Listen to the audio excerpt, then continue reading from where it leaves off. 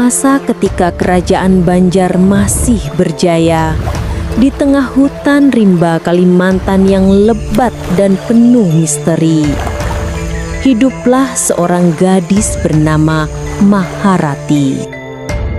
Namun, sejak lahir ia sudah ditakdirkan berbeda dari manusia lainnya.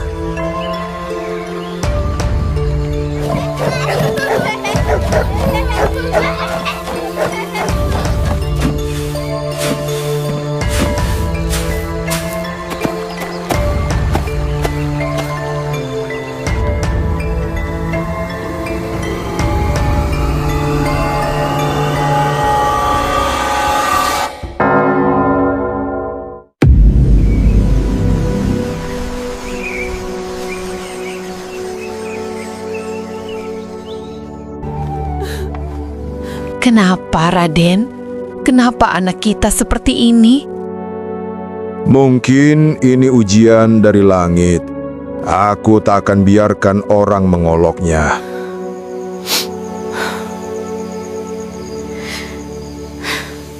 Sejak hari itu, Maharati tumbuh dalam pandangan iba dan bisik-bisik tetangga.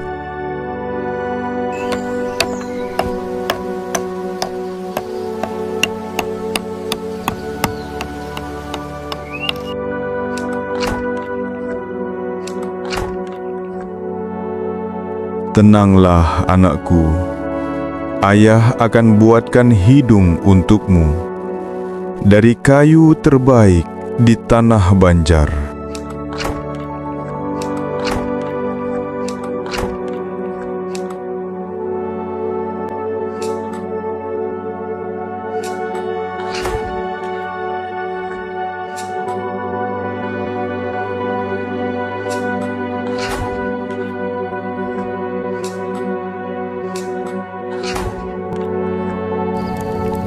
Ia menempelkan hidung kayu kecil itu ke wajah Maharati kecil, mengikatnya dengan benang halus.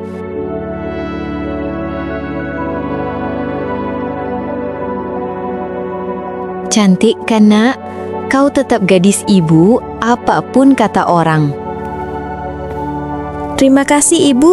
Aku ingin seperti Kak Suli dan Kak Mayang nanti.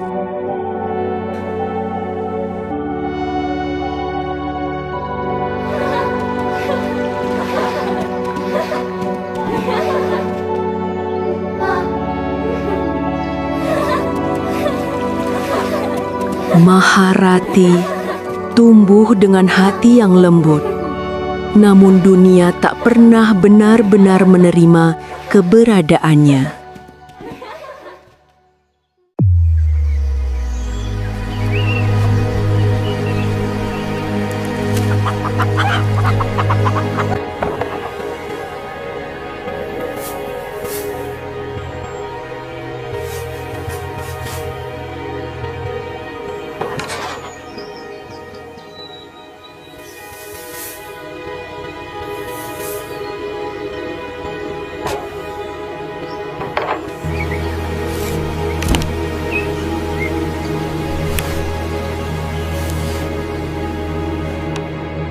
Maharati, kau tak perlu repot berhias. Tak ada yang akan memandangmu cantik. Kau tahu, Suli, aku kadang kasihan. Tapi kalau aku melihat hidung kayu itu, kasihan itu berubah jadi ngeri.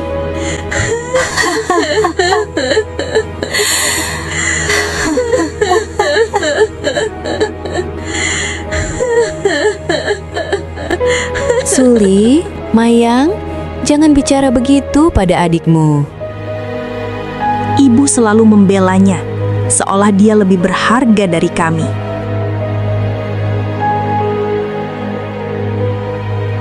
Dalam diam, Maharati menyimpan luka yang tak terlihat mata. Luka yang kelak menjadi api dendam.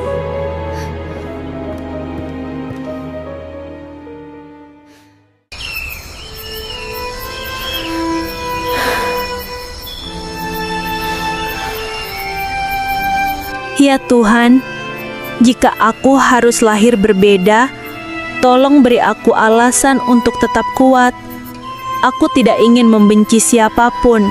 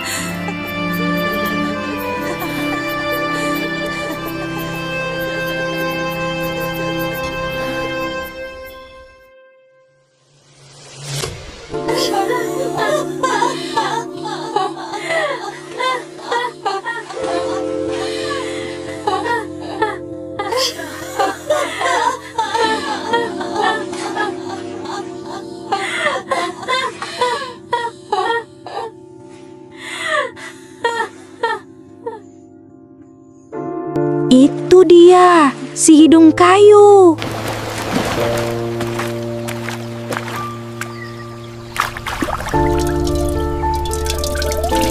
Kau lihat, kalau dekat api, hidungnya bisa terbakar.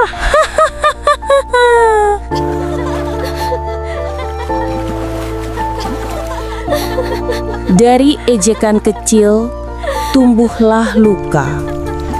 Dari luka, tumbuhlah keinginan untuk diakui.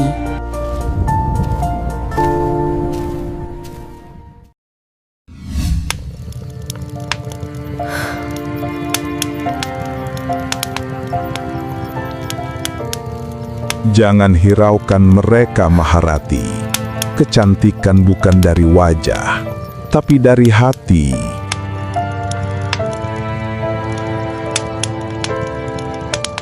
Tapi, Ayah, kenapa semua orang hanya melihat wajahku? Mereka buta oleh dunia. Suatu hari, dunia akan tahu siapa Maharati sebenarnya.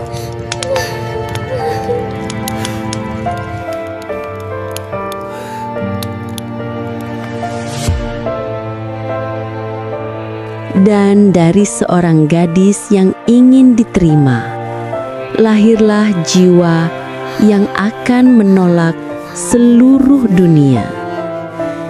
Inilah awal dari kegelapan di tanah yang akan mengenal nama Kuyang.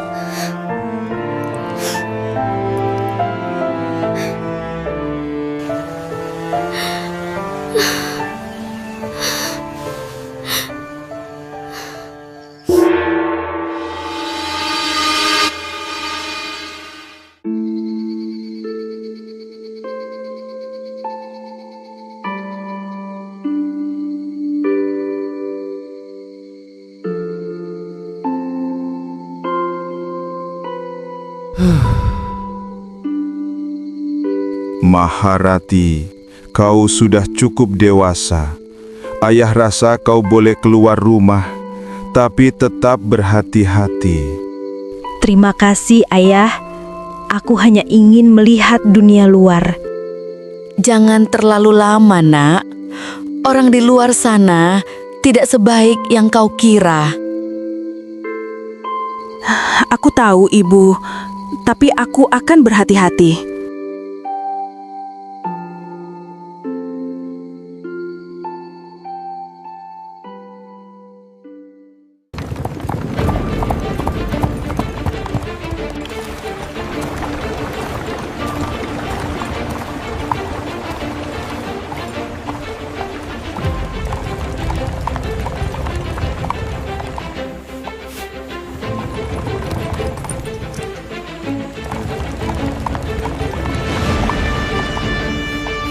Nona, kemana sendirian di tempat seperti ini?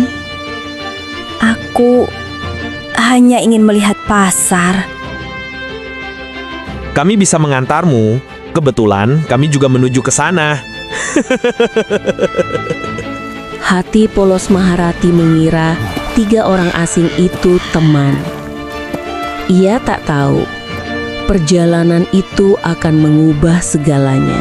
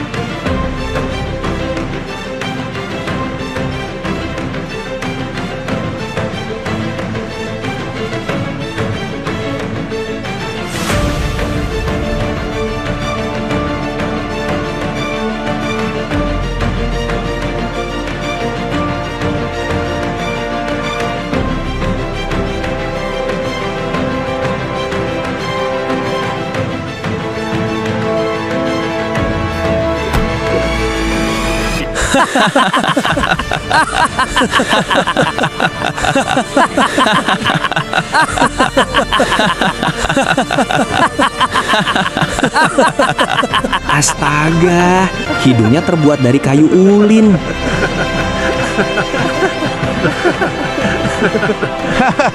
Gadis boneka, gadis kayu. Pantes disembunyikan wajahnya.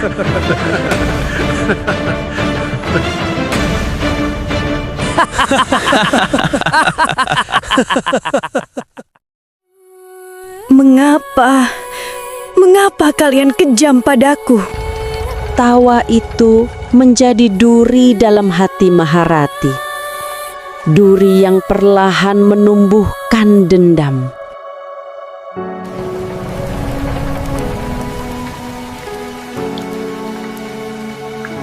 Mereka mempermalukanku. Mereka menertawakanku. Bahkan teman yang kuberi kepercayaan. Jika dunia hanya mengetahui mengejek, maka biarlah dunia belajar takut.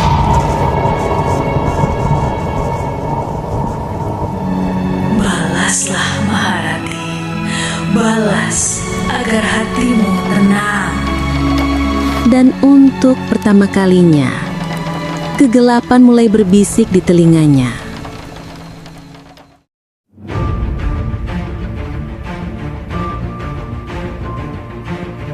Silakan masuk, tuan-tuan. Malam ini aku ingin berterima kasih karena telah menemaniku ke pasar kemarin.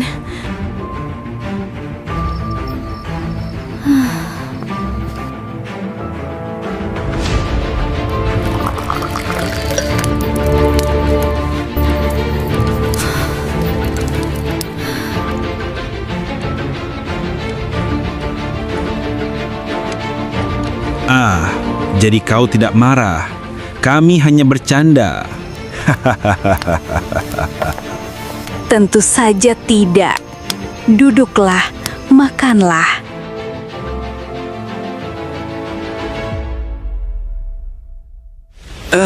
Apa ini?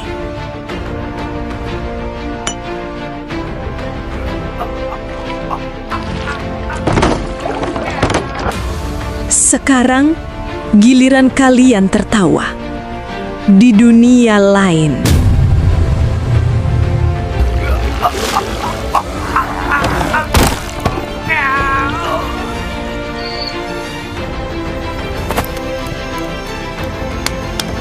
Tiga jiwa terbakar malam itu, dan tak seorang pun tahu siapa pelakunya.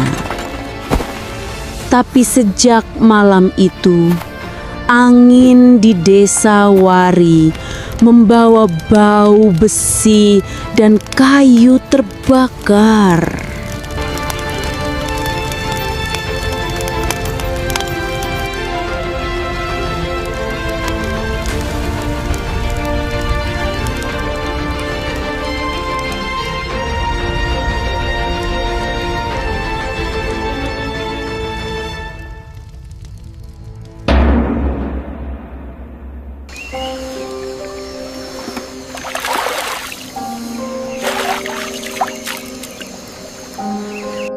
Tidak ada yang tahu. Tidak akan ada yang berani lagi menertawakanku. Sekarang kau tahu rasanya kuasa tanpa belas kasihan.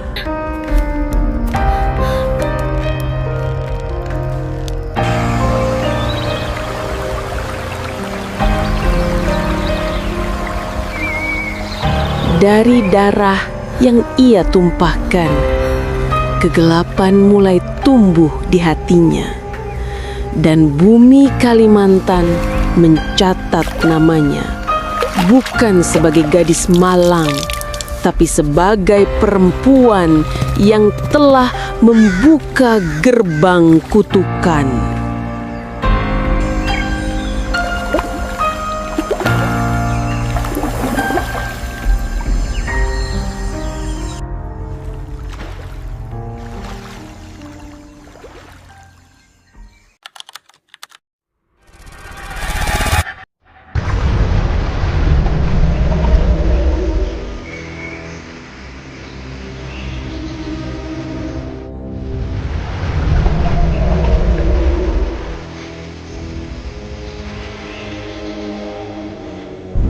Waktu berjalan seperti arus sungai Barito, membawa semua dosa ke dasar, namun tak pernah benar-benar hilang.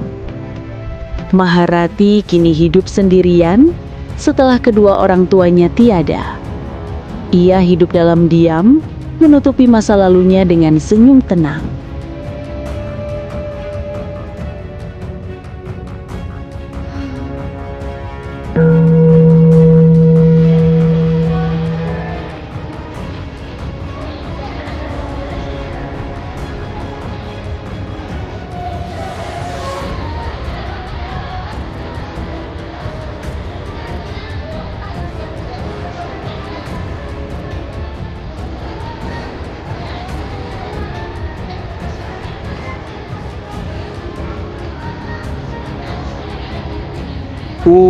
Nona Maharati, sudah lama tidak terlihat. Barang tenunmu masih sebagus dulu? Hanya sedikit, Tuan, untuk sekadar makan. Ia pikir masa lalu sudah terkubur. Tapi di hati manusia, luka dan olok-olok tak pernah benar-benar hilang.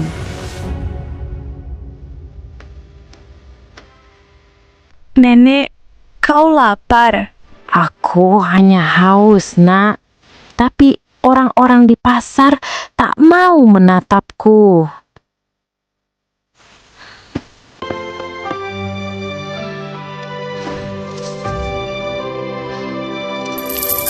Ambillah, Nek, untuk beli makanan dan air. Kau punya hati baik, anakku. Tapi mata itu, mata yang menyimpan luka. Jangan biarkan luka jadi racun dalam darahmu. Nenek itu bukan manusia biasa. Ia datang membawa pesan dan pintu menuju kegelapan.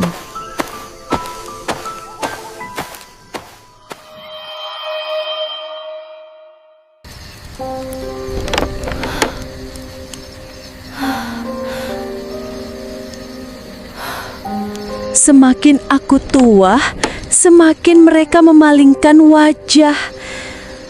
Siapa yang mau mencintaiku dengan hidung kayu dan masa lalu berdarah?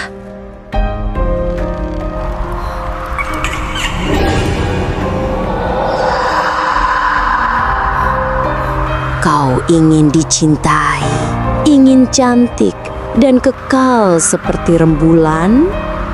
Siapa kau? Kenapa kau tahu isi hatiku? Aku hanya penjaga ilmu lama, ilmu dari tanah, hutan, dan darah. Jika kau berani menukar nurani, aku akan beri rahasia keindahan abadi.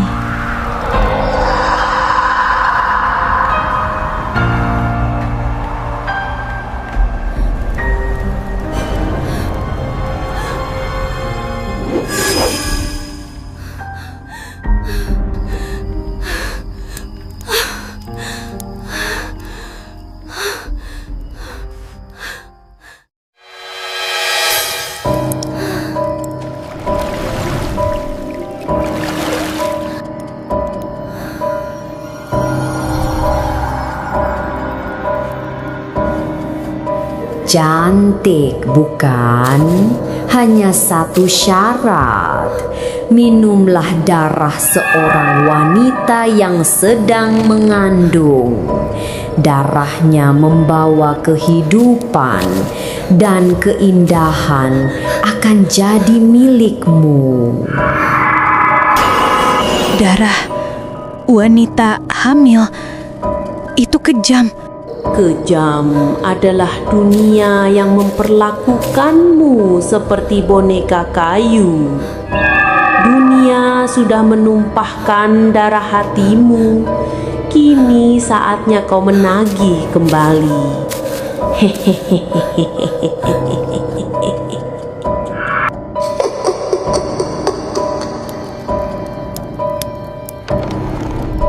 Maharati berjuang melawan pikirannya sendiri, tapi rasa haus akan penerimaan jauh lebih kuat dari rasa takutnya.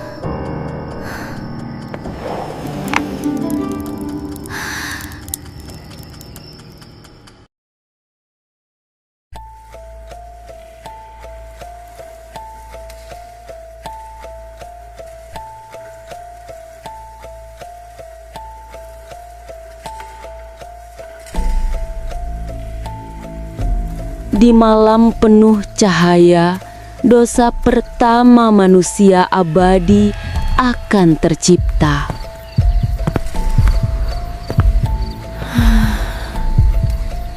Lakukanlah agar kau diterima, agar dunia memandangmu indah.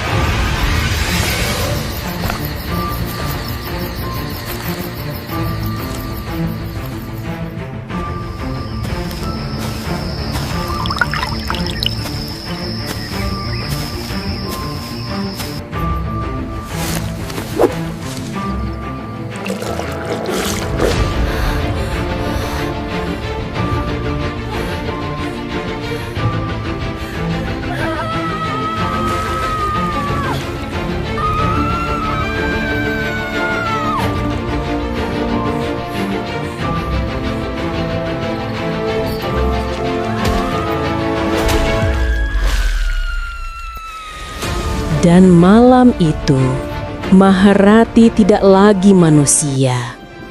Ia menjelma menjadi makhluk haus darah, kuyang pertama yang lahir di tanah Kalimantan.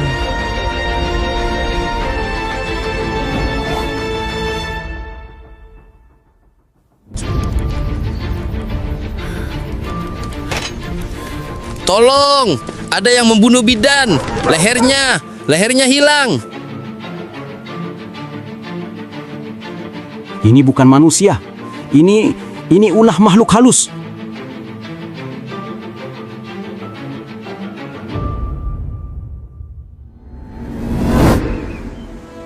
Maharati telah menemukan kecantikan, tapi kehilangan kemanusiaannya.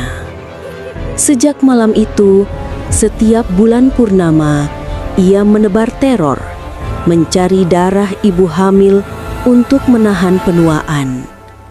Dan sejak saat itu, orang-orang Kalimantan mengenalnya dengan satu nama, Kuyang.